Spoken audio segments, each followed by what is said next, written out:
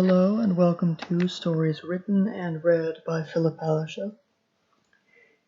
As always, if you'd like to read along to these stories as I read them, you can find a link to the blog that I read them from in the description of this video. And you remember to like, share, and subscribe. You're listening to These 10.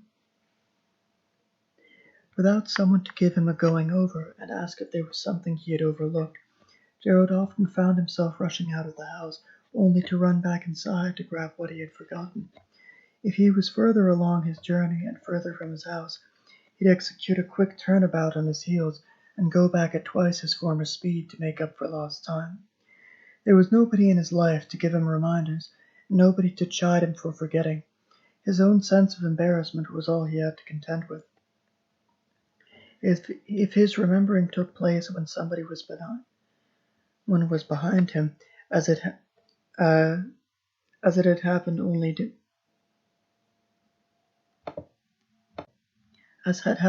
days ago during his initial trip to the doctor, he'd turn and run into them, say he was sorry as they gave a shout of surprise, and then he told them the reason for their collision.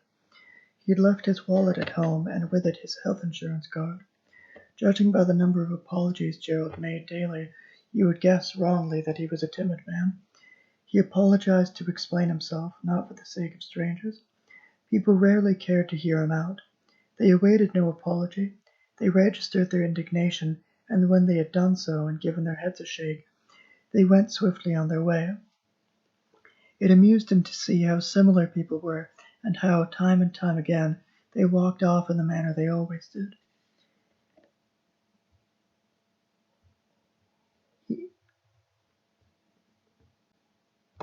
He remembered their movements as clearly as he knew how he had come to be writing letters in the park on a Saturday like this. He had spread himself and his belongings along the length of the bench. This warded off anyone else who might like to sit there, and gave Gerald the peace he needed for writing. To his left was a pile of envelopes, stamps, and sheets of paper. To his right were the envelopes he had finished off as they had crossed his lap and come out the other side. Stamped and sealed, they were ready to be posted with the letters he had inserted. Except for which side of him they were on, the envelopes were nearly identical, and so he sometimes confused which pile was which when he had finished a letter or wanted to start a new one. He also had the letters he was responding to, and he had read them again to recall what his friends had said. He wrote in pen, not pencil, and so he pondered over every line, reworking them according to what each of his friends had written. He would start with Jonathan. A letter offered little space to write. He had to be concise, and lacking a page to draft on, he composed his letters by whispering to himself. All passers-by could hear was a soft murmur that was just loud enough for Gerald to hear himself think.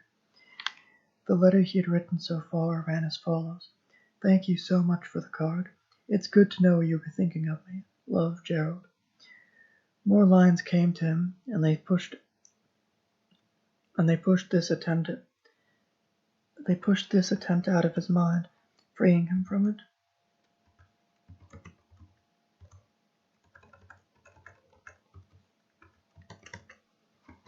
He got up from the bench and wandered around at the same frantic pace he adopted when he had forgotten something, though now he had no direction in mind. His belongings stayed in his line of sight. He was tethered to the bench because of them, and walked no further from them than a few long strides.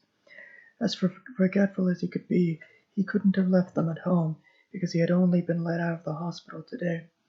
He had searched at a department store for thank-you cards, and coming up empty-handed, had then gone straight to the post office to buy what he needed to write the cards himself.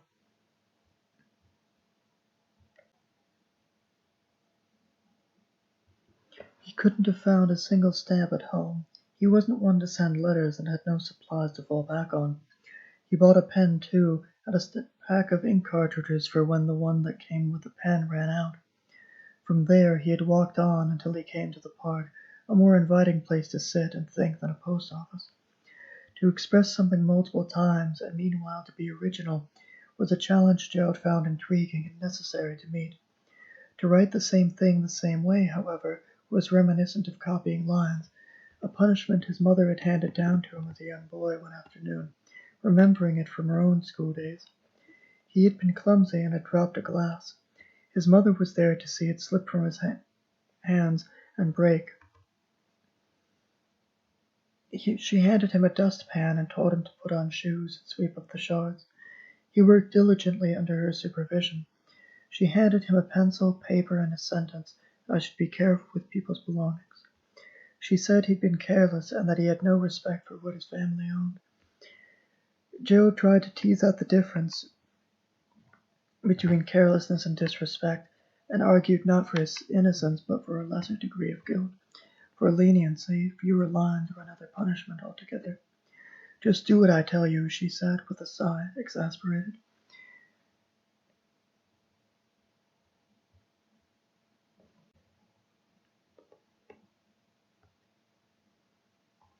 The unspoken threat of further consequences hung over him as the hours passed. He wrote with care and with difficulty, 5 lines at a time or fewer, and set the page aside, his work ethic failing to pull him through the ordeal any faster than that. Having stopped, he needed a while to convince himself to continue. His mother had accounted for his laziness and had asked for 50 lines. He complained to himself of being bored and of how his hand was cramping, stretching his fingers out for some relief. The second half of his punishment, the one he imposed on himself by way of his sluggish pace, was being kept indoors for the rest of the day. He finished his work that evening and gave it to his mother with an angry look on his face. He had wanted to cry and had stopped himself from giving in to that temptation, and this was what a glass was worth. His handwriting hadn't changed much from his youth. It was still, as his 5th-grade teacher had called it, chicken scratch. He had understood her remark by the disdain in her voice. She had called him to her desk and asked him to decipher the answers he had given on his test. For every right answer he uncovered, he got half credit. While it didn't move his grade up a letter, it did improve his mood to be given a second chance. Nowadays, when people remarked on the state of his penmanship, he had a repertoire of jokes to defend himself with. "It's a childhood habit. I'm too sentimental to give it up." He had filled out the form the hospital receptionist had given him on his first appointment, and had made a joke about how he could have been a doctor with handwriting like that. He returned to the bench with his letter now assembled and took up his pen. The number of letters he had to write was at 10, barely in the double digits, and fell to a single digit as he completed the first of them. Jonathan didn't know, he couldn't know, how good it had felt to receive his message. He had read it twice. The operation had gone seamlessly. This might be the kick he'd been waiting for to really follow his doctor's orders. "We'll see," he wrote, and signed off with, "Stay healthy, will you? I don't want to think of hospitals now, and I don't want to hear you've landed yourself in one either. Love, Gerald." This, he decided, was as good as he could get it to be. He sealed and stamped the envelope jubilantly, and put it in the pile on his right, and went on with the next letter. To ensure his thanks was genuine, he intended to send his cards while the surgery and the time he'd spent recuperating was recent. To do so, he had to write against time, under a mild form of self-applied pressure. The operation he had alluded to in his letter was leg surgery. He'd had a blockage in one of his veins. It had begun innocently, with Gerald scheduling an appointment to see about a funny feeling he had. He was a large man who carried his weight well, and had the appearance of liveliness and robust strength, an effect his recent bout of paleness and fatigue contradicted. The doctor took note of Gerald's complaints and of his symptoms and ran a few tests. The situation became more dire in the span of that appointment than Gerald could possibly have foreseen. His condition assumed a gravity that in every way overshadowed his suspicions. "There's plaque build-up in your veins, but we knew that, didn't we?" the doctor said, speaking to Gerald and to himself. Gerald was pleased that his homemade diagnosis had been in some way correct, and prided himself on having some accidental insight into what was ailing him. Having conclusively proven what Gerald had wagered a layman's guess at, the doctor informed him what had to be done, and when a surgeon of the sort he needed could soonest be found to do it. The doctor felt he could decide on his own, on Gerald's behalf. To speak with his colleagues and to pretend to explore other options would only delay his decision.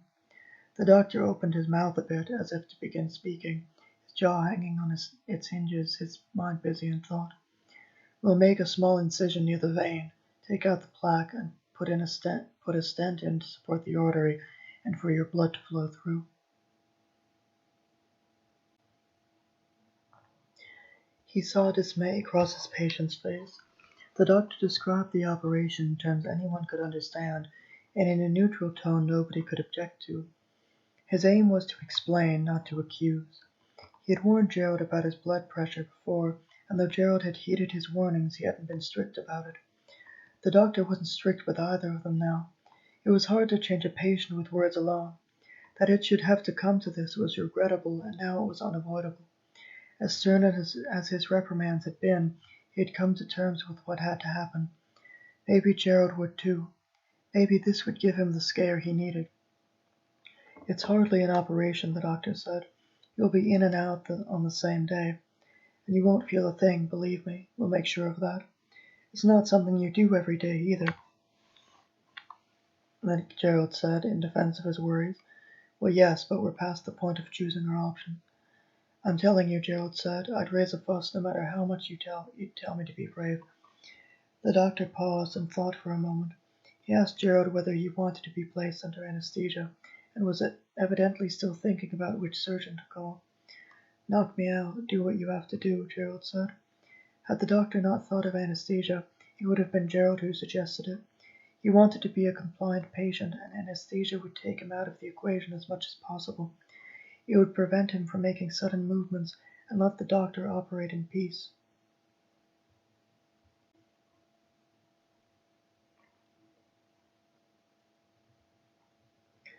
He had squirmed while getting his shots as a boy. He remembered swallowing air when his mouth went dry. He'd had to fight himself to stay in his seat and pretend that the needle in his arm had nothing to do with what he was feeling. The nurse who had held his hand had since retired. Gerald had come to admit his faults ahead of time. That way, it was less of a shock to the doctor when the day in question came, and Gerald was gripped with a fear he could hardly control. The doctor saw no reason not to believe him. "All right, we'll get you anesthesia if you want it. The stuff's expensive, you know. I'll check how much I can give you for an operation like this, and we'll see if you change your mind." "I wouldn't ask for it if I didn't need it," Gerald replied. "It'll cost me, I'm sure." Hearing the exact price, which was in the lower hundreds, he nodded his head. "That's all right, I'll pay it." He told his friends what the doctor said. They hoped it went well and that the surgeon would be able to send him home in a short while. He arrived at the hospital on the day of the operation, feeling parched, having abstained, as the doctor had ordered, from drinking anything the night before, as well as that afternoon, when his surgery was scheduled. The anesthesia took hold fast. He had just enough time to feel smart about having asked for it before he went under. He came up suddenly some time later. He felt lightheaded. The surgeon's incision was a thin line in the middle of his leg. It was hard to make out, though Gerald was looking right at it because of how well the surgeon had sewn it up. "There you are," said the surgeon. He saw what Gerald was looking at. "It's not permanent. There won't be a scar." The surgeon left him to continue his self-inspection. Underneath that incision, in his leg's biggest vein, was the stent the surgeon had fitted him with. He moved his leg gently, letting it sway from side to side to test how he was holding up. He tried to see the stent, not yet truly understanding its size. It had to fit inside the vein and was therefore a bit smaller. Nevertheless, he expected it to be visible. The doctor came in. Gerald told him he was feeling faint. He had already felt faint while the surgeon was there. His preoccupation with his leg had prevented him from saying so. The doctor gave him time to recover and went to assist other patients. When the doctor came back and asked how he was doing, Gerald said he was tired. He was too tired to say more. The doctor, not knowing how much of it was in Gerald's head, as opposed to his blood, said Gerald ought to stay the night. If something should go wrong, help was right there. He called a nurse to get Gerald to a bed. Gerald, weakened by surgery, showed no resistance. She told him to call for her if he should need something. He spent the following half-day in bed, answering calls from his friends and reading the letters they had sent him on the day he'd told them of the operation. He was lucky to have a private room. It pained him to admit it, he said, but he didn't like the sight of other patients. It made him feel terrible to look at them. The longer you stay here, the sicker you'll get, he said. The nurses seemed to share that attitude, and they were supposed to be the healthiest of them all. As for the operation, he had no complaints. Whatever was ailing him, it would be over in a couple hours. A day or so in bed, and it would be over. He prattled on like this. His friends took it as proof of his health, and obliged him as they would a bored man who got chatty with whoever happened to sit down next to him. Of all the well wishes Gerald got, the calls were the easiest gift to repay. He thanked them for taking the time to reach him, and credited them with his speedy recovery.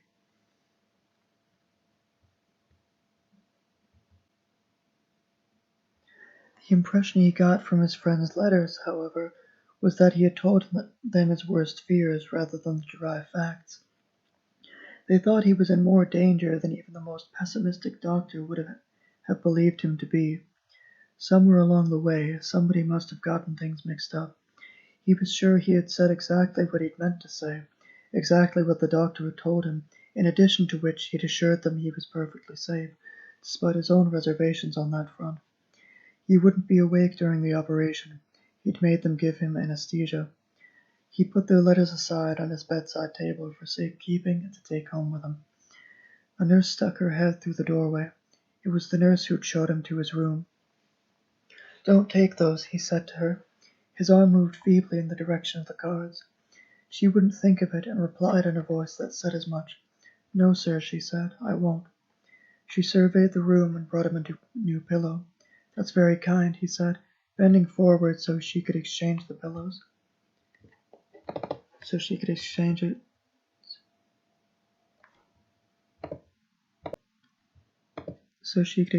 with the one he had.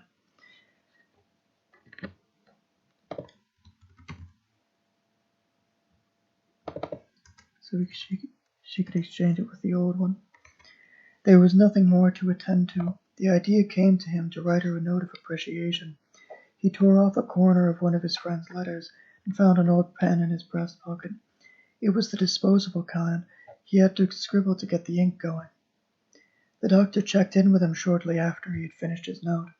How was he feeling? Fine. Better than yesterday? Oh yes, much better. Gerald got up from his bed to prove it. With that, the doctor declared that he had recovered and could be trusted to leave the hospital. Should complications arise, he was to come to them immediately. The doctor said this without urgency, not believing it would actually happen. Gerald gathered what was his. Seeing the nurse standing in the hallway that led to his room, he called out, "Excuse me," and handed her the note. It was for her, for the other nurses, and for the doctor and the surgeon, most of whom he couldn't find. "Let them read it too," he said. He wished he could write these letters as quickly as he had written hers. He needed a few hours and another walk around the park to finish all 10 of them.